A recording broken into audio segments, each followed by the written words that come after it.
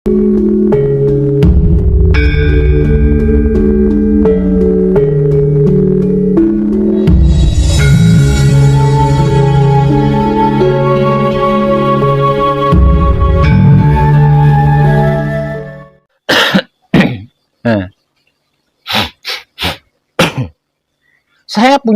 punya pengetahuan tentang ini.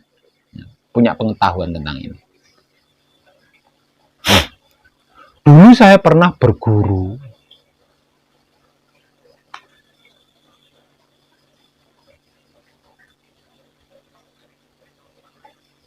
aji, kalau bahasa ning sinetron kayak aku pernah krungu wis saipi angin.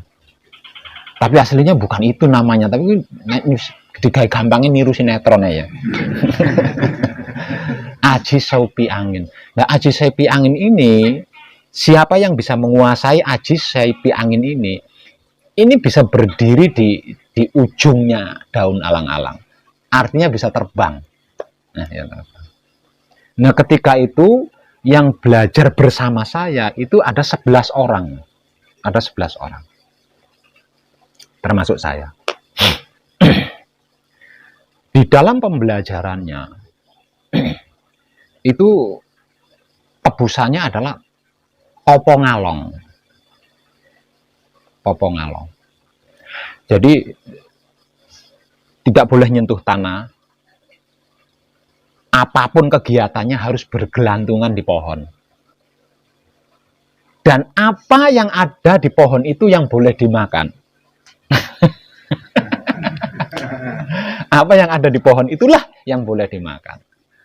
Nah, setelah wejangannya selesai, 11 orang ini kan tadi langsung disemprit, nah, gampangannya disemprit lah, dikongkon siap-siap lah, lari, kok lari, maksudnya pergi ke tempat yang mencari tempat yang paling aman, dan menurut kita masing-masing pada saat itu, kira-kira iki sebulan maneh wite arep wah gitu, mau berbuah gitu.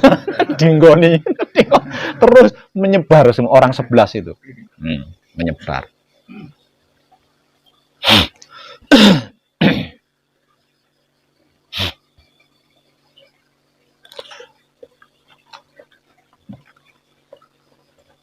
Lah itu pertama dilakukan 9 hari. Tahap kedua dilakukan 11 hari, dan tahap terakhir, tingkat terakhir, tingkat penguasaan ilmu terakhir, itu dilakukan selama 41 hari, 41 malam.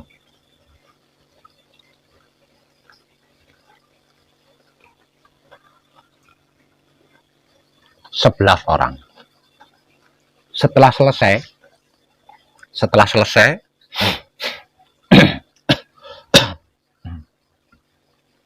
itu kan tempatnya di pinggir hutan ya. Nah, masing-masing itu kan di hutan. Nah, di pinggiran hutan itu ada padang ilalang, ono alas alang-alang. Ketika itu sang guru berpesan, kalau mendengar bunyi seperti ini, berarti pertapaan kalian sudah selesai, dan segera cari sumber suara tersebut. Nah, itu mungkin sudah mencapai 41 hari 41 malam. Mungkin sudah sampai, sudah selesai lah. Lah, dari kejauhan guru kami itu berteriak,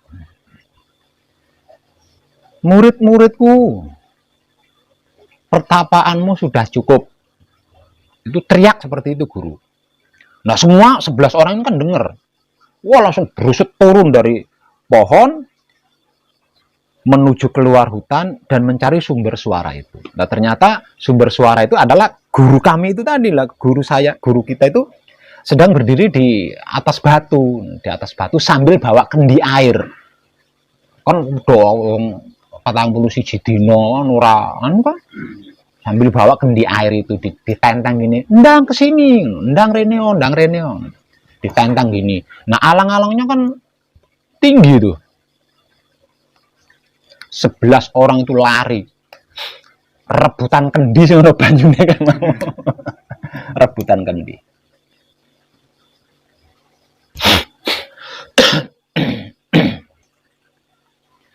Dari 11 orang yang lari rebutan kendi,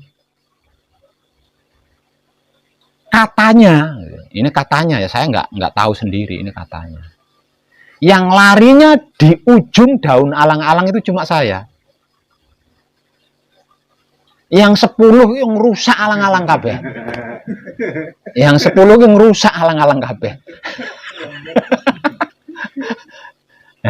Yang larinya itu melayang di atas, di pucuknya ya, di ujungnya daun alang-alang itu cuma saya. Nah, akhirnya dua kendi berisi air itu diberikan kepada saya semua. Kamu yang berhasil. Aku pelongo-pelongo, berhasil bagaimana? Nggak paham, saya nggak paham. Nah, setelah sampai di Padepokan, diberi penjelasan, ternyata tadi saya itu larinya seperti itu katanya. Nah, karena guru saya yang mengatakan, siapa yang nggak percaya? Siapa yang tidak yakin? Lah, guru saya yang mengatakan. Orang yang paling saya hormati, orang yang paling saya junjung tinggi. Guru saya yang mengatakan, oh yakin aja, pede banget. Matur suwun. Waktu itu masih bukan matur suwun. Alhamdulillah. Senengnya pol. Ya, karena guru saya mengeklaim saya lulus, dikarenakan saya seperti itu. Yakinnya pol. Yang lain, yang 10 itu kan plongo. Nah, melangkah ke pembuktian. Akhirnya satu persatu disuruh berdiri di atas air, tapi airnya itu ditaruh di baskom. Jadi, ayo sitok-sitok. Banyu kuwi diidep. Cemet para banyune.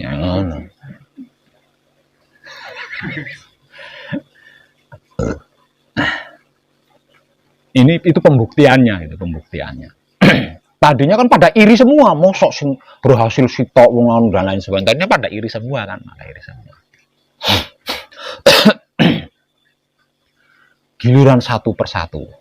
Ini namanya air di baskom diinjek, ya biorot,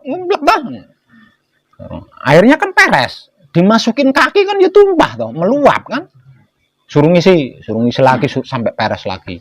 Jadi siapa yang menginjak sampai airnya itu meluap tumpah, suruh ngisi lagi. Dan saya dibuat terakhir. Setelah giliran saya. Dan saya tidak menumpahkan air itu. 11 orang itu berpikir loh, Mas. Kok bisa ya?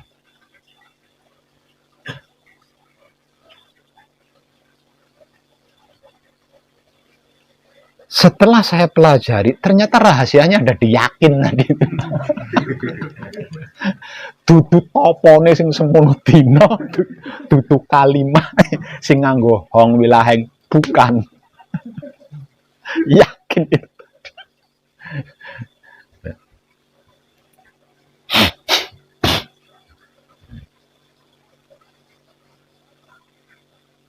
Jadi tentang Tuhan, hati-hati loh, enggak. Jenengan hati-hati.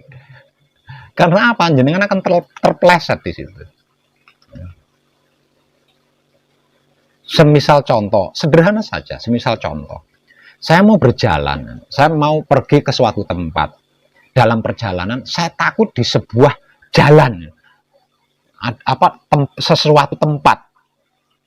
Karena di situ ada hantu, atau ada setan, atau ada begal. Saya takut. Saya sudah meremehkan Tuhan loh, Mas.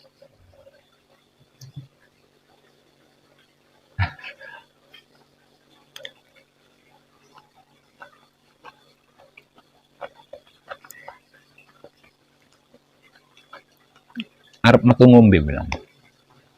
Orang dalane. Lewatnya sini katanya.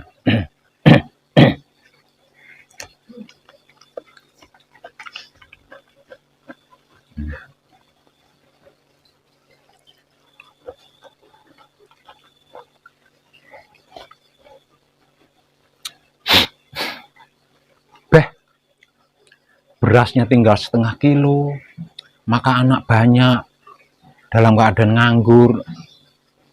Nanti sore makan apa ya? Wah, itu sudah meremehkan Tuhan loh, Mas. Ya, itu sudah meremehkan Tuhan loh.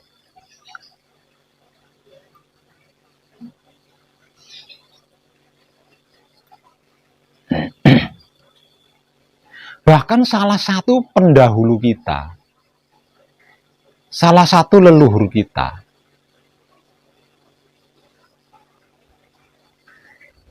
ada yang berkata,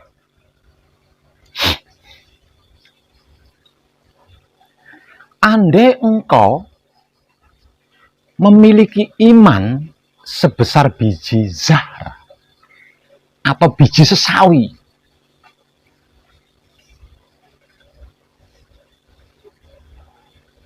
lalu engkau berkata kepada sebuah gunung, wahai gunung, berpindahlah engkau di depan rumahku.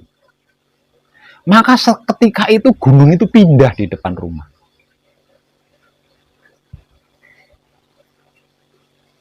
Biji sawi itu seberapa sih, Mas, besarnya?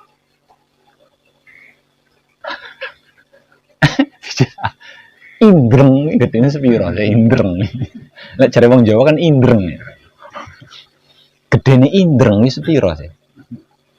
Lah kok iso merintah gunung?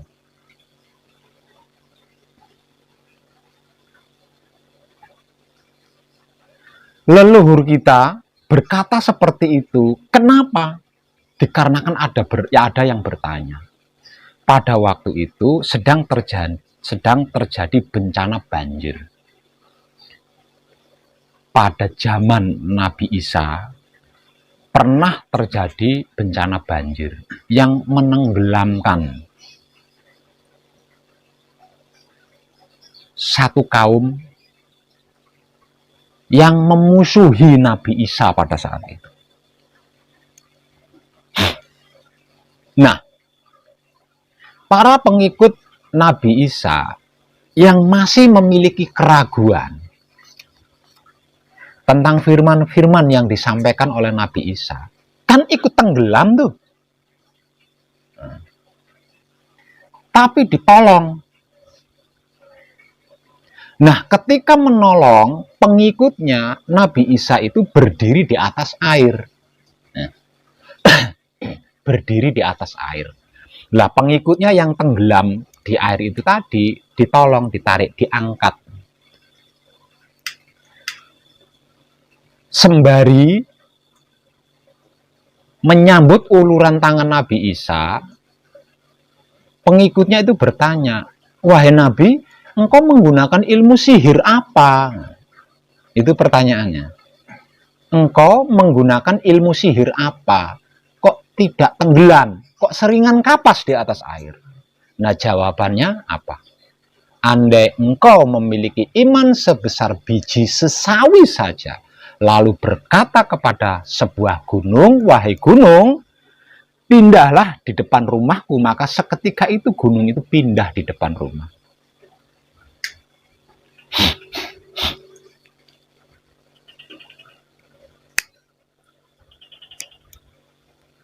Lah, selama ini kita memaknai iman itu kan yakin.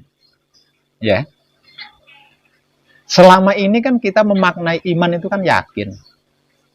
Artinya untuk mewujudkan, untuk menyatakan kebesaran, kekuasaan Sang Maha Gaib dibutuhkan keyakinan yang sangat kuat dan tinggi.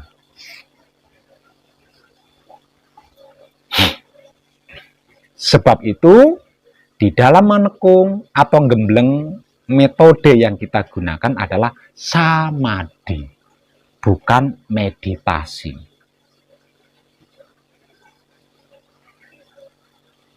Arti maksud daripada samadhi adalah samelehe memedi. Artinya hilangnya sebuah ketakutan.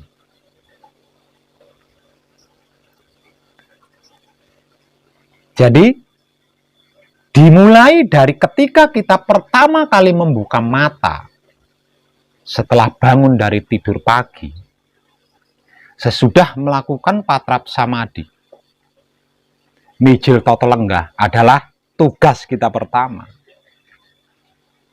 Nikmati saja rasa hasil daripada patrap samadhi mijil toto lenggah itu dengan kesadaran cinta kasih sayang hidup panjenengan. Segerak-geraknya terus nikmat. Nggak usah takut besok makan apa. Apalagi sampai berpikir besok makan siapa. Ngeri banget.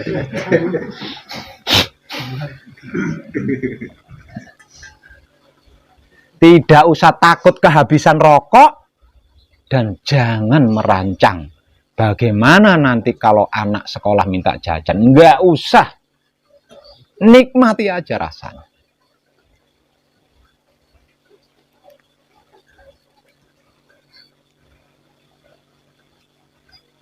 Di perjalanannya kok sampai putus?